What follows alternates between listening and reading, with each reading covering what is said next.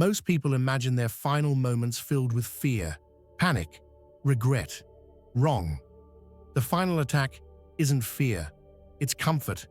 A comfort so soft, so gentle, so believable, that it has dragged more Catholics to hell than every murder, scandal, and heresy combined.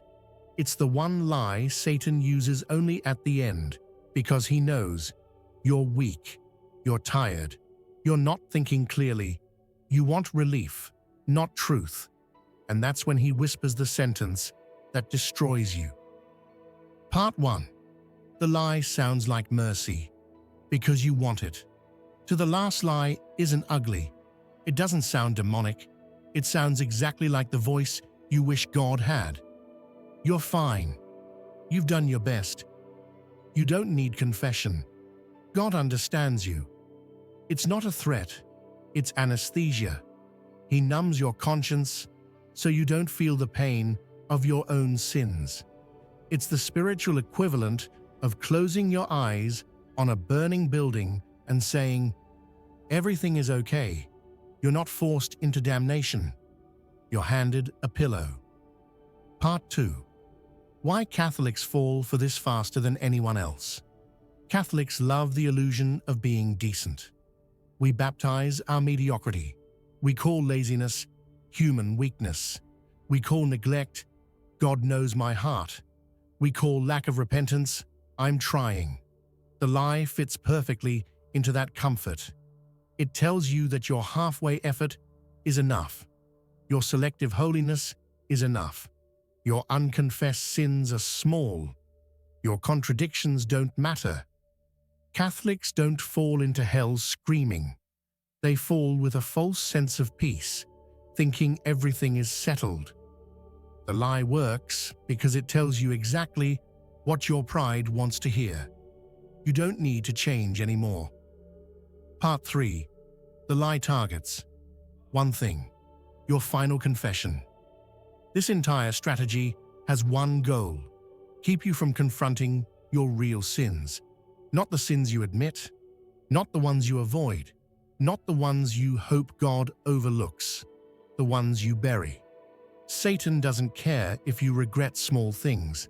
He cares that you never confess the real one, the one that chains your soul. So he whispers, "There's still time. You're not dying. You're not in mortal sin. You already confessed this before. God already forgave you inside your heart." Every sentence is engineered to stop you from making the one move that would save you: a raw, honest confession. Because he knows something you ignore. Confession destroys all his influence. It shatters his legal claim over you. It pulls you out of his hands instantly.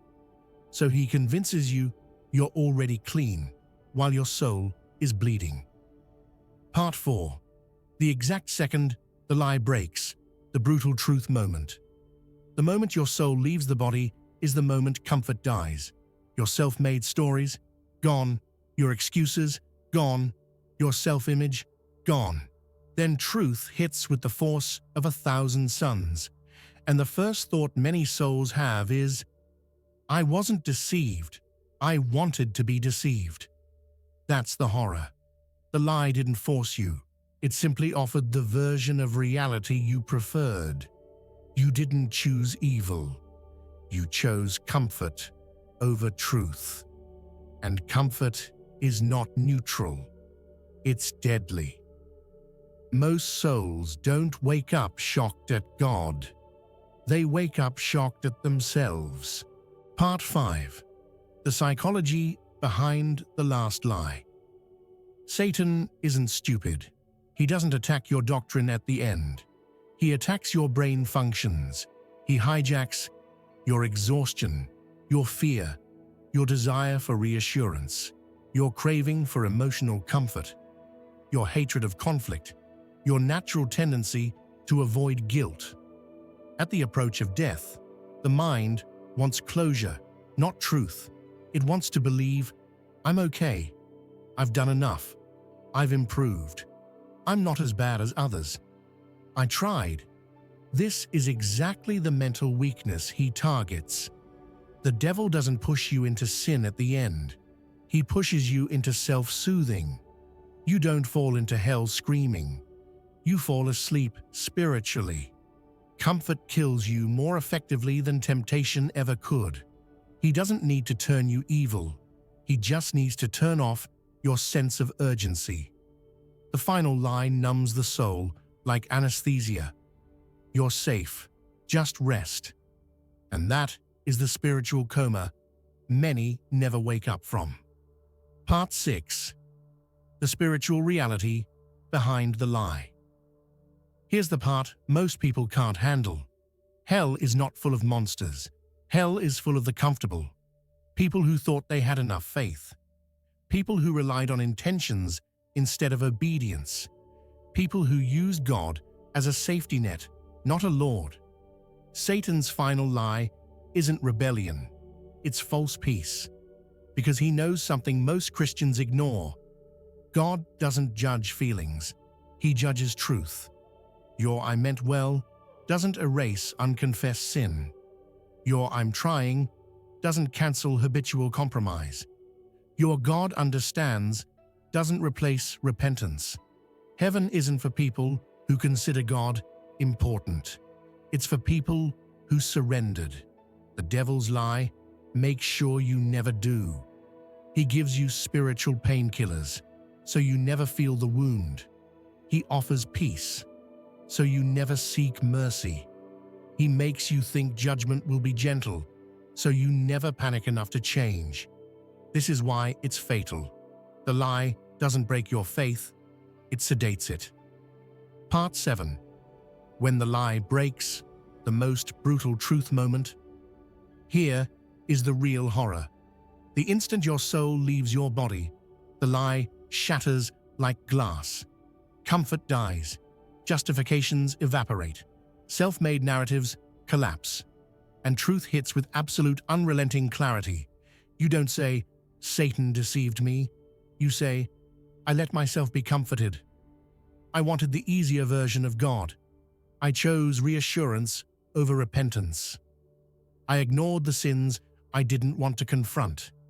The soul sees its entire life in one flash.